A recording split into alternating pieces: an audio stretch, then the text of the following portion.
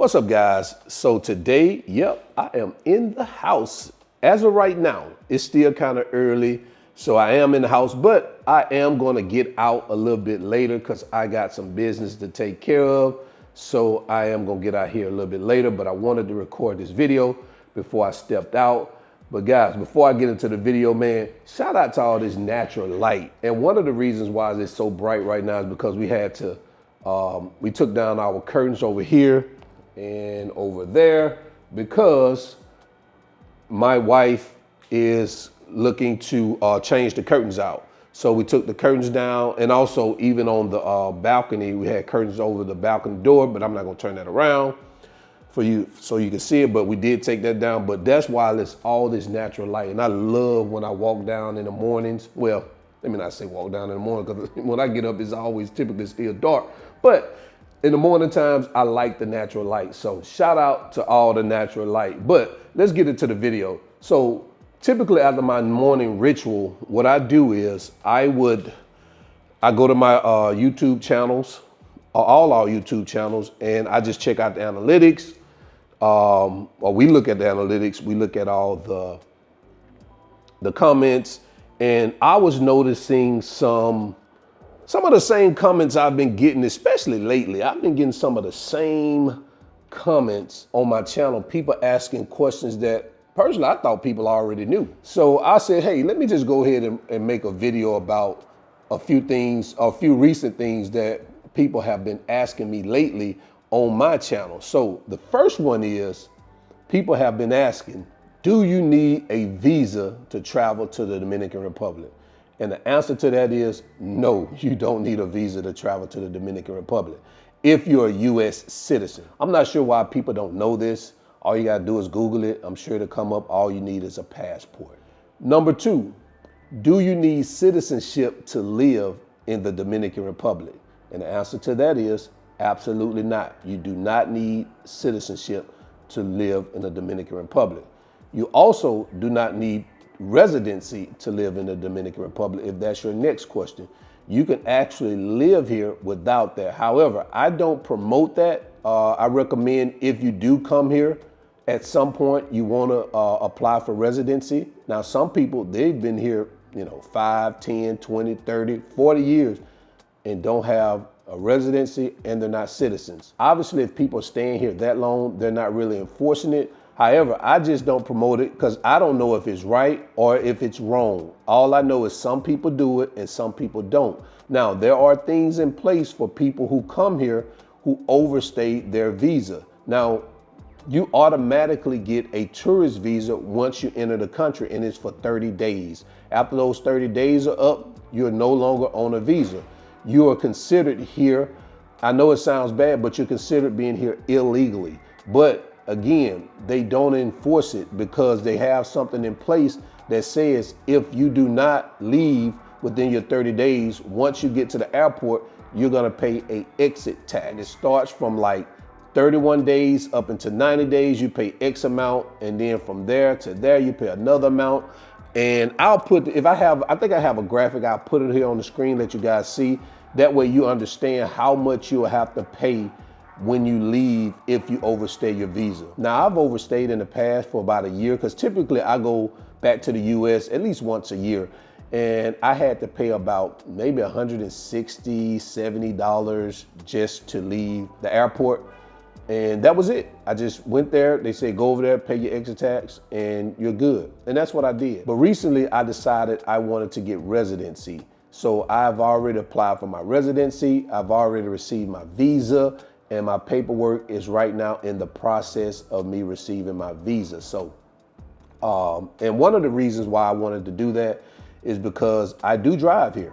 I'm just gonna be honest with you. I drive here, and if there's an accident and it's my fault, the insurance company could decide whether they want to cover me or not, because theoretically, if I'm not here legally, then they could say, hey, I don't want to cover that. To be honest with you, that was one of my main reasons I wanted to do it, because I don't need any of that y'all want, that effery going on. I want to make sure I'm good. So I applied for my residency for that main reason, to be honest with you. You know, other stuff, I'm not interested in voting and all this other stuff. I don't care anything about that.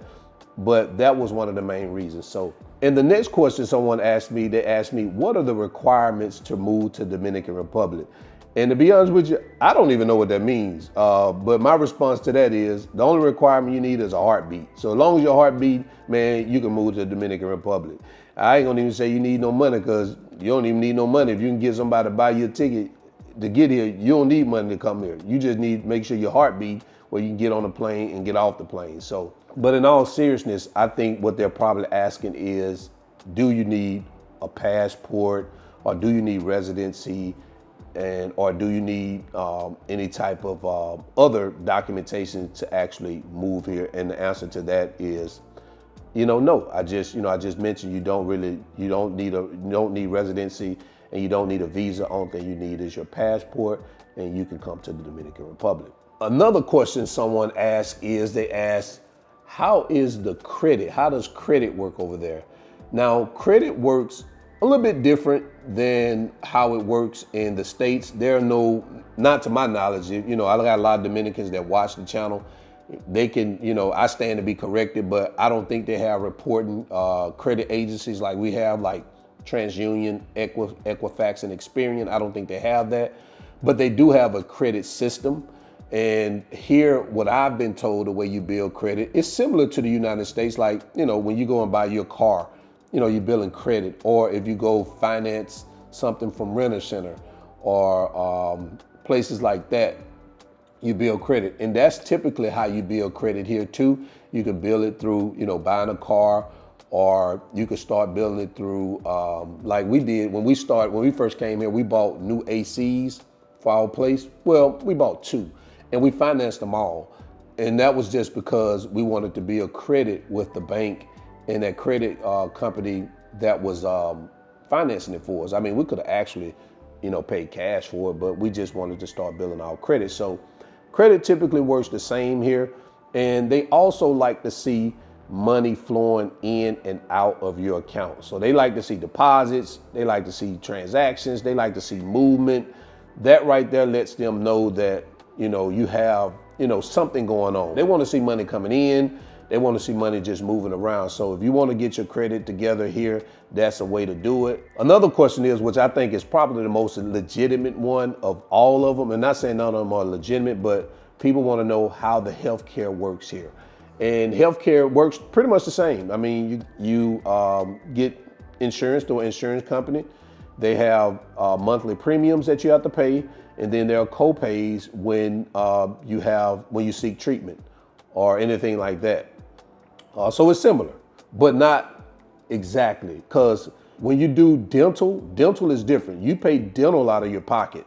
I have not been to a dental appointment where I didn't have to pay cash. And then what happens is the insurance company will reimburse you. Depending on what it is, they may reimburse you, but you want to call and get that information before you go so you'll know if they do cover it or not.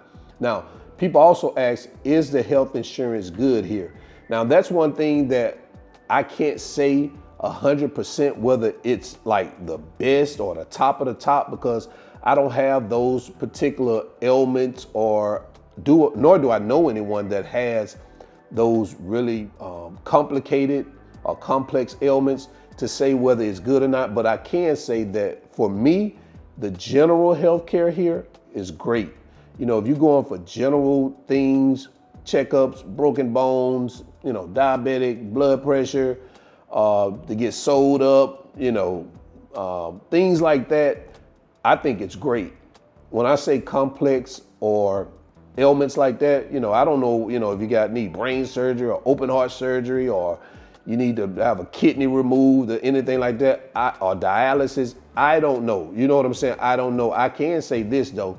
I've heard people say 50-50. I've heard people say they've had better experience at the doctor here than they had in the States. And I've also heard people say they've had worse experience here than they had in the States. And I can't confirm nor deny, because I don't know the ailments that these 2 individuals had. I just know that they were like complex. And one thing I can say about DR, man, is that this is just my experience.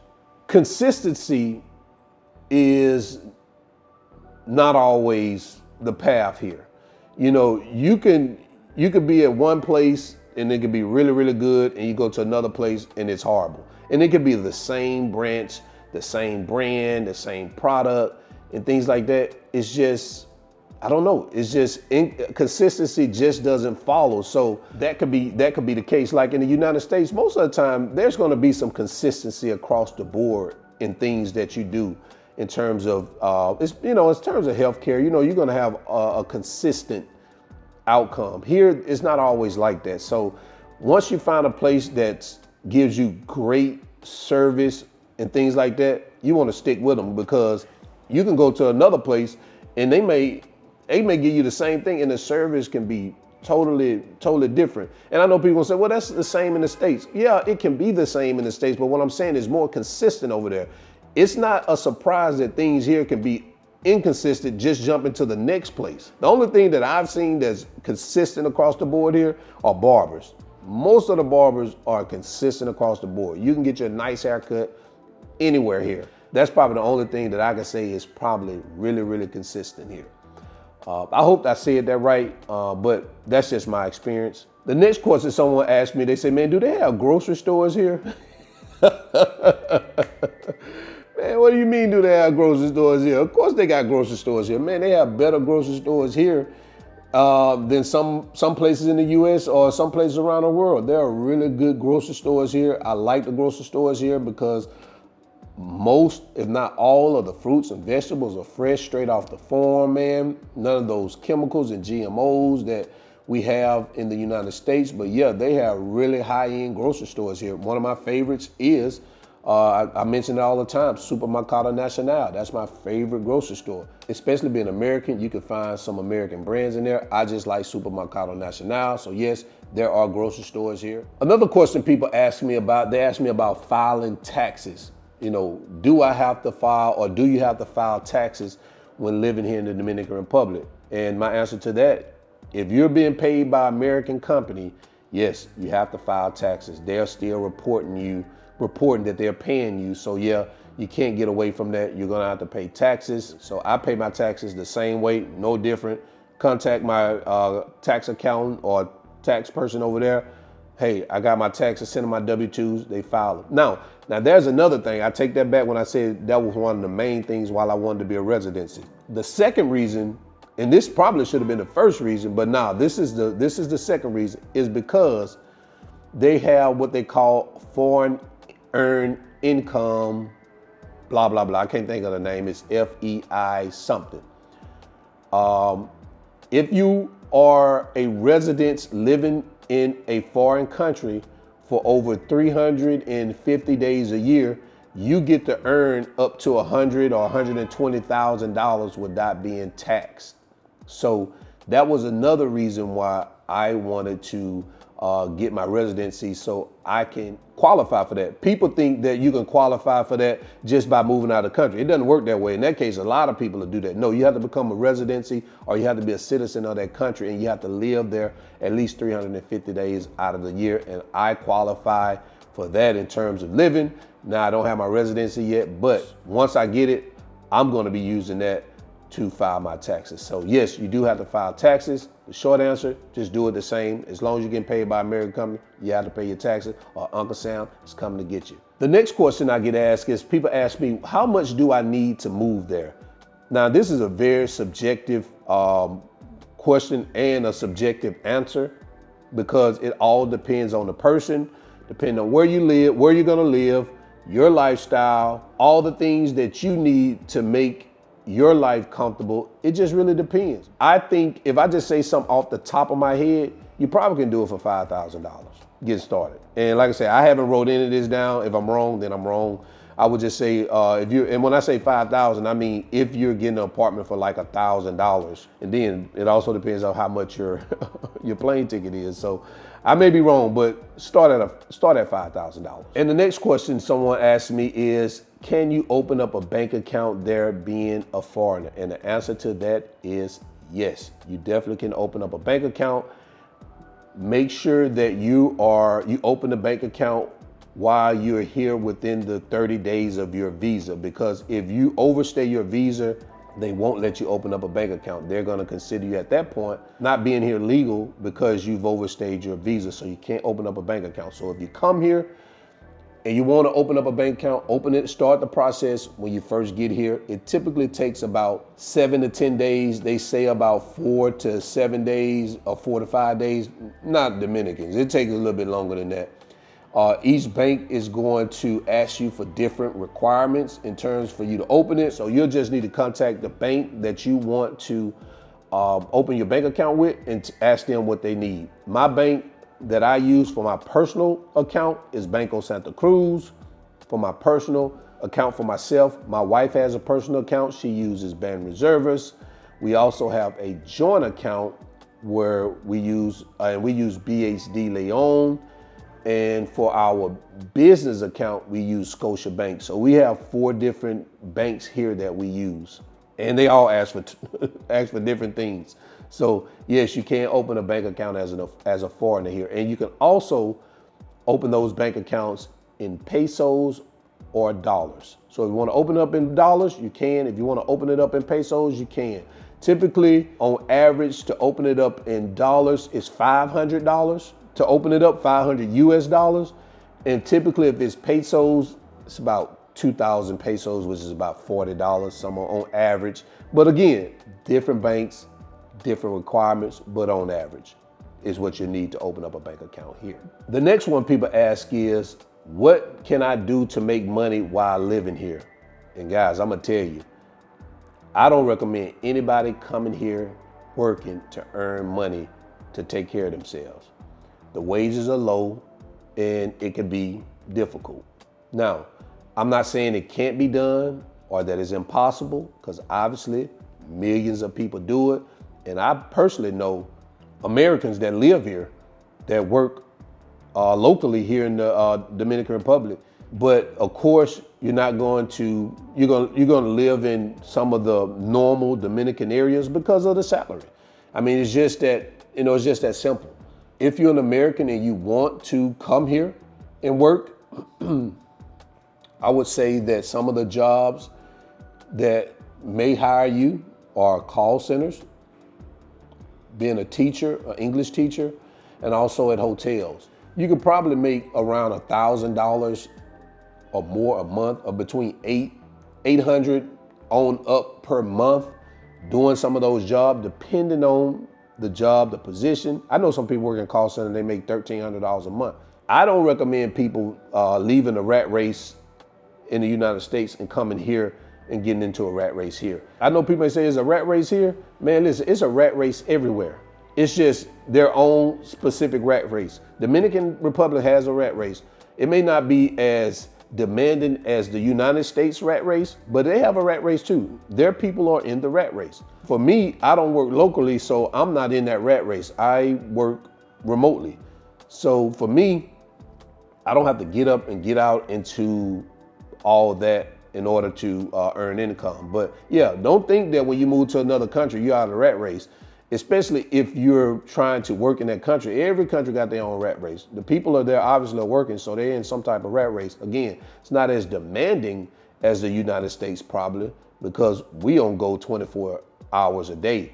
Here, they don't have, I ain't gonna say they don't, but it's not many plants, if there are any, that has a 24-hour schedule. You know what I'm saying? So they're more relaxed here when it comes to work. Figure out a way to earn money online and bring it with you, all right?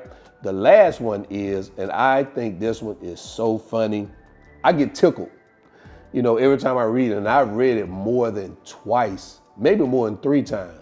I will get a white brother to ask me, how is life over there for a white man? Will I be safe?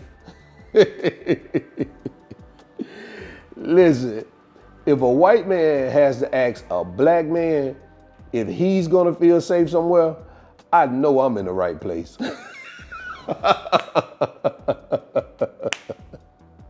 I know I'm in the right place.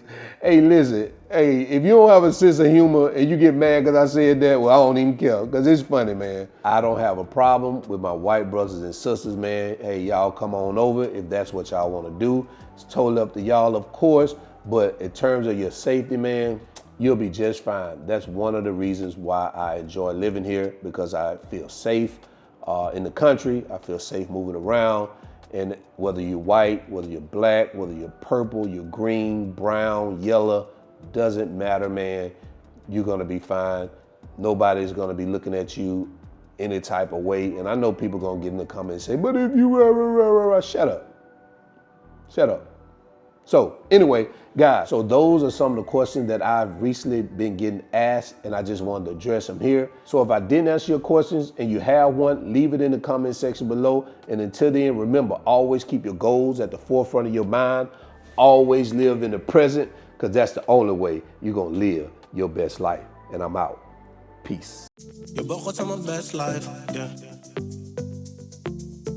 Je begon aan mijn best life, yeah. Something you and me, oh.